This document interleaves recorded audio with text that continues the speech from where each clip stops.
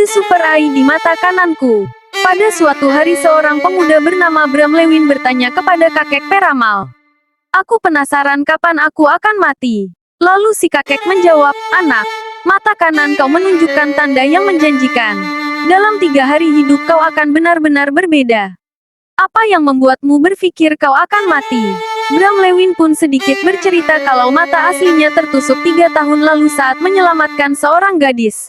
Bram Lewin bicara pada si kakek, kau tidak membantu. Tidak lama muncullah pesan singkat di handphone Bram Lewin. Isi pesan tersebut bahwa mata kanan Bram terinfeksi dan dapat mempengaruhi mata kiri. Dalam 3 tahun mata kirinya juga akan. Dalam pesan tersebut juga menyebutkan bahwa Bram tidak usah berkecil hati, ilmu pengetahuan berkembang dengan cepat. Dalam hati Bram berkata, tapi aku masih senang mendengarnya. Terima kasih. Bram pun pergi sambil berkata pada si kakek, keberuntungan tidak ada di pihakku dan aku akan segera buta.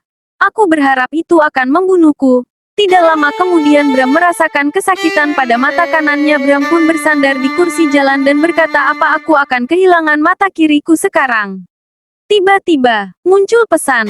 Evolusi selesai. Mulai menyatu dengan saraf kranial. Pada saat itu Bram bisa melihat program-program di kota tersebut. Bram pun heran dan berkata, apa semua ini? Tidak lama kemudian muncullah seorang anak laki-laki dan menyapa Bram. Hai, Bram. Bram pun ketakutan sambil berkata, kau ini apa? Anak laki-laki itu pun menjawab kalau dia adalah superkomputer yang ada di mata kanan Bram. Dengan bergabung dengan sistem sarafnya Bram akan menjadi AI pertama dengan kesadaran diri yang nyata. Untuk intro superkomputer memberitahu bahwa akan ada beberapa kendaraan tempur mendekat dan 90% Bram adalah target mereka.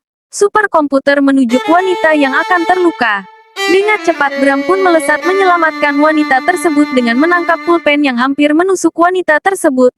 Bram terheran-heran dengan kemampuannya saat ini dan berkata, apa ini demo pupil? Superkomputer berkata, pengurangan menurut statistik. Bram bertanya apakah itu ramalan. Superkomputer menjawab, tidak. Itu berdasarkan fakta-fakta yang diketahui. Tidak lama kemudian memberitahu bahwa kendaraan militer tadi akhirnya sampai. Datanglah segerombolan orang dengan menggunakan serangan jas hitam-hitam menghampiri Bram. Mereka berasal dari Intelligence Group, salah satu perusahaan farmasi terbaik di dunia. Bram pun heran apa yang mereka lakukan di tempat ini. Mata kanan Bram pun tidak mendeteksi adanya bahaya, tapi Bram bersiap untuk sesuatu yang tidak terduga. Untuk berjaga-jaga superkomputer pun memperkuat tubuh Bram. Ternyata mereka bertujuan untuk menjemput Bram bahwa bos mereka telah menunggu kedatangan Bram. Bram pun pergi dan masuk ke dalam sebuah mobil. Seketika superkomputer mengubah program pengoptimalan fitur wajah. Bram dihadapkan dengan seorang gadis yang dimana gadis tersebut adalah orang yang Bram selamatkan pada 3 tahun yang lalu. Gadis itu bernama Evelyn Maddox. Evelyn berkata Bram sangat tampan. Ternyata superkomputer memodifikasi fitur wajah Bram 90% lebih tampan dari semua manusia. Maksud Evelyn datang menemui Bram ialah untuk balas budi.